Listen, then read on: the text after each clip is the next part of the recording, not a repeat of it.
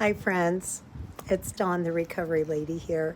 Dawn, D-A-W-N, not Dawn or Donna, like the morning, the recovery lady. I'm a behavioral health clinician bringing you short life recovery tips. At the recovery lady, we believe in living in the solution. We can grow up in a problem, we can have adult experiences in problem behaviors that result from other things. But once we become aware of those things, it's essential that we understand the solution, that you have somebody helping you learn how to implement the solution in your life and that we begin to live in it. So that's why I say we're safe, sane, hopefully sober, and we're in the solution and we're getting stronger. As a counselor, I believe we meet you where you're at and you move forward. If you go to a therapist, we're going to kind of go back and work through those issues, also very important. But that's if you're new today, I just want to welcome you and just give you a little bit of the background.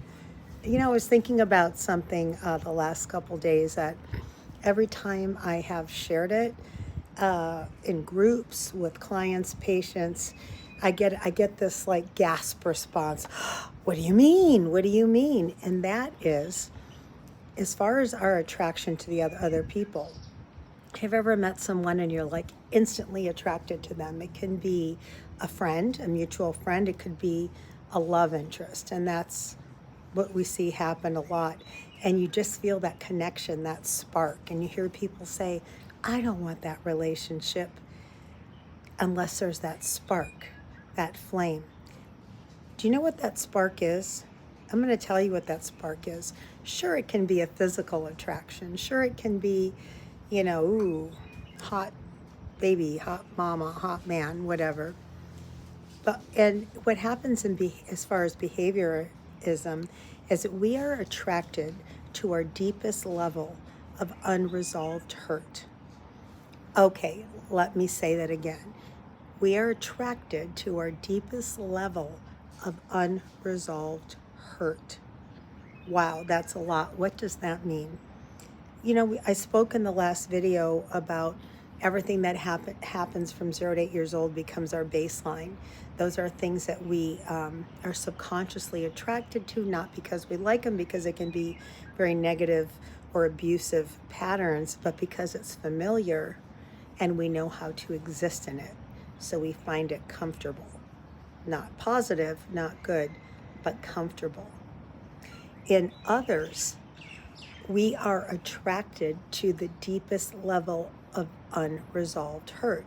So, for example, if you come from an alcoholic household and you've never dealt with whatever your role was in that family system, whether you were the scapegoat, you got blamed for everything, we can go over those different roles in families on another video.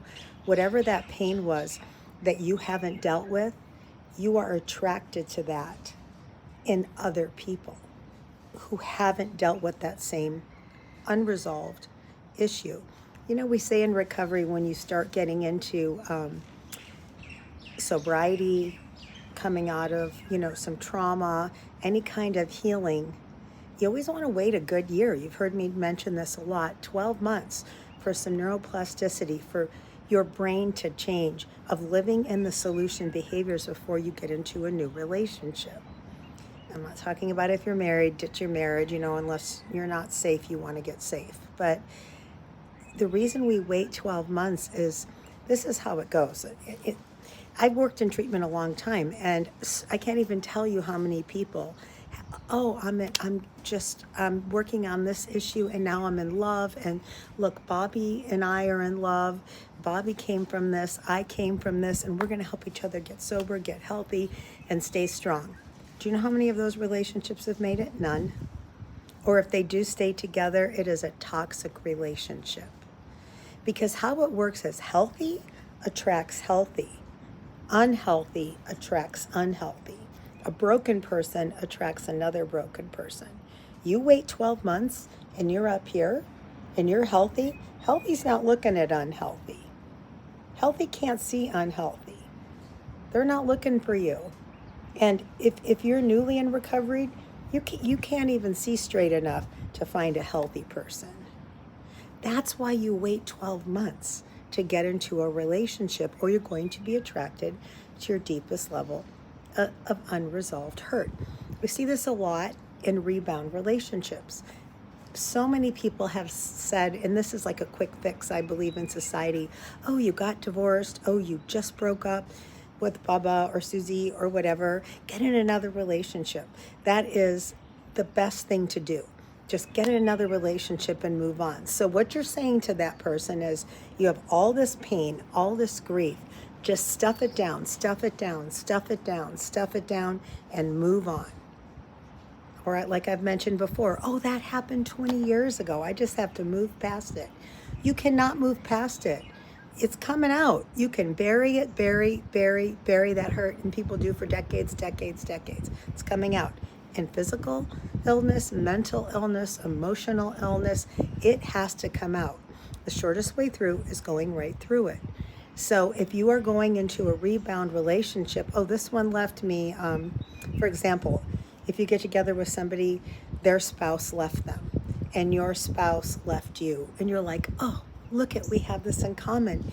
We were both abandoned, and now we're going to get together and have what we always wish we had had with our other spouse. What? It is impossible for you to have something new because you are both bringing so much baggage to the table.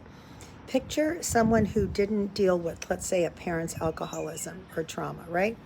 So it's you, and picture you're another person. So you bring to the table, oh, here's my unresolved childhood trauma, the alcoholism addiction that ran in my family, my acting out behaviors, and picture it like luggage. So there's you and the other person, and you're saying, here's my bag, here's this, here I didn't deal with childhood trauma. Oh, I got assaulted, in college. Here's another bag. Here, oh, and then I got married and divorced real quick. Here's another bag. All of a sudden, those suitcases are piled up so high in front of you, and then you have your partner who didn't deal with maybe a traumatic event as a child. Maybe a parent died unexpectedly, and they didn't deal. Maybe they went bankrupt with other hurts, and they're bringing their luggage, and you're both saying, oh, we have so much in common, and you put all that luggage, that baggage, they call it baggage, in the middle of you two, and say, look, we have so much in common. Together we have a full set of luggage, and we'll work through that together. No, not true. In fact, what you really have is so much luggage between you, your bags, that other person's bags, you can't even see each other. You can't even see the other person. Now, maybe you get in that relationship anyway, and you decide, I'm going to get healthy. I'm going to go to therapy. I'm going to go back. I'm going to work on that alcoholism in my family and that trauma and that abuse or whatever, that abandonment, whatever happened. And you start unpacking your bags and you're getting healthy. But your partner's like, I'm not dealing with it. I'm not dealing with it. They started getting into their own alcoholism. They start getting into their own destructive behaviors. And you start saying, oh, I know what Bubba needs. He just needs to go to therapy, do this, do this. You cannot unpack somebody else's bags. This I hear all the time. I know what Steve has to do. He just has to do this, this, this, and this, and he'll be okay. We can only unpack our own emotional bags. Anything you're holding onto that you haven't healed from, that you think you're going to sweep down and brush over, it is coming out in microaggressions. It is coming out in self-destructive behavior. It is coming out physically. It is coming out. And it is affecting your relationships. It has to be dealt with. And the only other person, if you're just looking for love or even people to hang out with that's going to want to even be with you, if you're in that unhealthy place, are other broken people that aren't getting healthy. That's why we say you are attracted to your deepest level of unresolved hurt. Oh, really? You came from an alcoholic family? So did I. Yeah, that sucked. Yeah, let's move on. And you're both bringing that pain, and you're not two whole people. And two half people are like two broken pieces of glass. They cut each other. They don't heal. You cut each other. Two whole people, two healed people, two people with at least 12 months of recovery that are up here and see each other, build each other up. They don't tear each other down. They don't slow their life down waiting for somebody else to get well. If you're in a relationship saying, I don't want to move forward because say you were the one that did all the work until this person, until Sally comes up and she gets better and then we'll move forward together.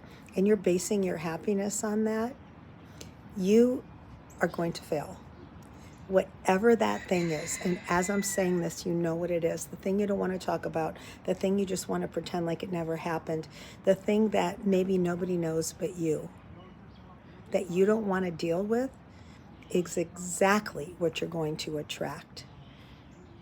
We can see the isms of unresolved hurt in other people that have the same isms we do.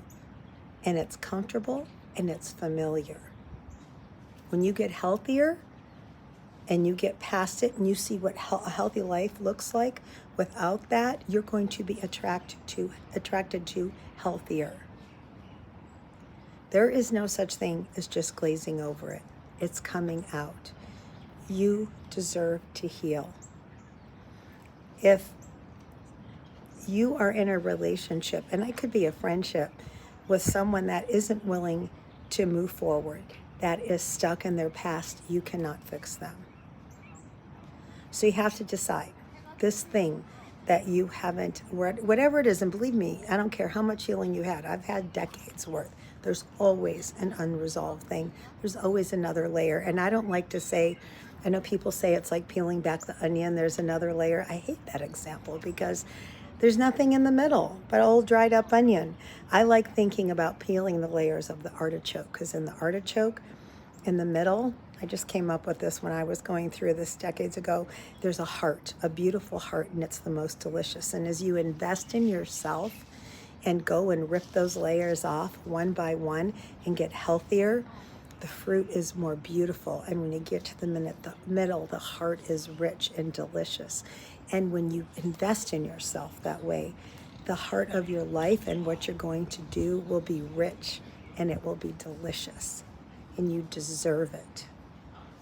So before you rebound, before you just go with, you're looking for a warm body because you want to be in a relationship, realize you deserve to be healed. You deserve to be well. You deserve it, and you can do the work.